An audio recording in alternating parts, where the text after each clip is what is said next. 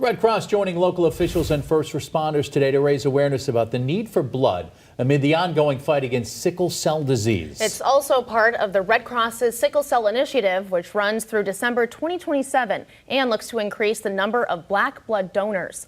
According to the Red Cross, the disease is the most common genetic blood disorder in the U.S. and affects about 100,000 people, primarily of African descent. Western Mass News spoke with the executive director of Central Western chapter of the American Red Cross to hear why the organization is working with local black communities as part of their initiative. Sickle cell disease disproportionately affects black and people of African American descent. It is a disease that affects your neighbor, your friend, many people that you already know. And the need for blood and blood transfusions for this disease is even greater than really ever before.